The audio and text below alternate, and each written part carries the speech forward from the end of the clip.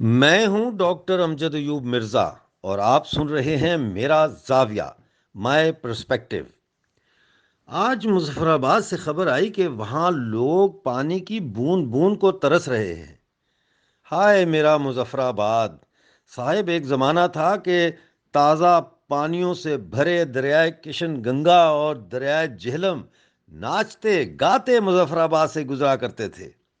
دونوں دریاؤں کی موجوں کا رقص اور پانی کے تھپیڑوں سے پیدا ہونے والی مدھر گونج سے محظوظ ہونے لوگ دور دور سے آیا کرتے تھے۔ کراچی، کوئٹہ، پشاور اور راولپنڈی سے سیاحوں کی ٹولیاں ان دریاؤں کے سرسبز و شاداب کناروں پر بیٹھ کر پکنک منایا کرتے تھے اور خوب فوٹوگرافی کی جاتی۔ لیکن ہائے میرا مظفر آباد آج پاکستانی ریاست کے جابرانہ قبضہ میں یوں جکڑ چکا ہے کہ معدنیات، جنگلات اور نباتات کے ساتھ ساتھ آج اس کا میٹھا پانی بھی اس لوٹ مار کا شکار ہو چکا ہے، جس کا محض فائدہ پنجاب کو پہنچ رہا ہے۔ ڈومیل، جہاں نیلم اور جہلم ایک دوسرے کی آغوش میں گر کر یکجان ہوتے ہیں، آج ایک بدبودار گندے نالے کی شکل اختیار کر چکا ہے۔ سالڈ ویسٹ ڈسپوزل پلانٹ نہ ہونے کی وجہ سے مظفر آباد کا تمام تر کوڑا کرکٹ اسی میں پھینکا جا رہا ہے۔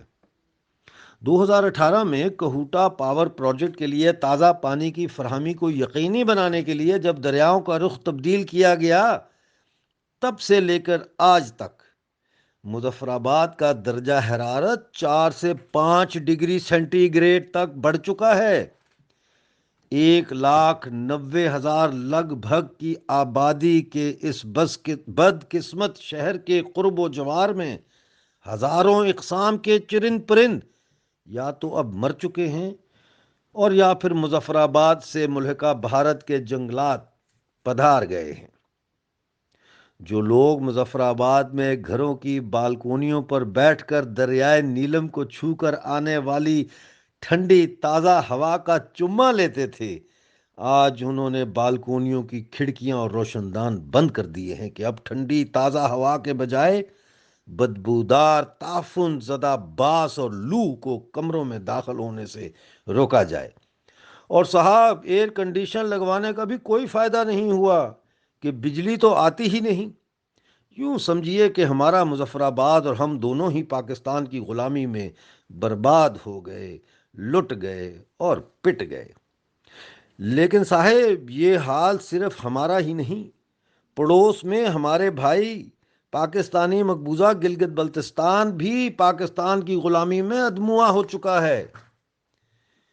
یوں ہی پرانے اخبارات کے تراشے کھوج رہا تھا کہ روزنامہ ڈان میں جون 2014 میں شائع ہونے والے ہمارے دوست جمیل نگری کی ایک تحریر ہاتھ لگی۔ خبر کی سرخی انگریزی میں کچھ یوں تھی: 90% Gilgit Baltistan people have no access to clean drinking water, یعنی گلگت بلتستان کے 90% لوگوں کو صاف پانی مہیا نہیں۔ جمیل بھائی لکھتے ہیں کہ گلگت شہر میں لیکوڈ ویسٹ ڈسپوزل سسٹم نہ ہونے کی وجہ سے لوگ دریائے گلگت کا مضر صحت پانی استعمال کرنے پر مجبور ہیں۔ یعنی 70 سال گزرنے کے بعد بھی ہم دو غلام بھائیوں کے پاس ویسٹ ڈسپوزل سسٹم ہی نہیں ہے، اور ہم دونوں ہی زہر کو تریاک سمجھ کر پینے پر مجبور ہیں۔ دونوں بھائیوں کے دریاؤں میں گھریلو فضلہ اور زرعی کیمیکلز انڈیلے جا رہے ہیں۔ گلگت سٹی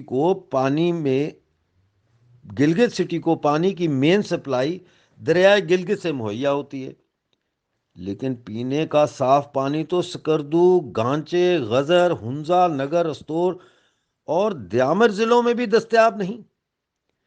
مظفر آباد کو 2014 میں شائع ہونے والی اس رپورٹ کو سنجیدگی سے لینا چاہیے تھا کہ 4 سال بعد ان کے اپنے دریاؤں کے پانی کی لوٹ کا سدباب کرنے کے لیے گلگت بلتستان اور پاکستانی قبضے والے جموں کشمیر کے درمیان ایک احتجاجی متحدہ محاذ کی تشکیل ممکن ہو پاتی، اور شاید ہم دریائے نیلم کے ٹھنڈے پانی کے گالوں کو چھوتی ہوئی باد صبا کے تھپیڑے اپنے گالوں پر آج بھی محسوس کر رہے ہوتے۔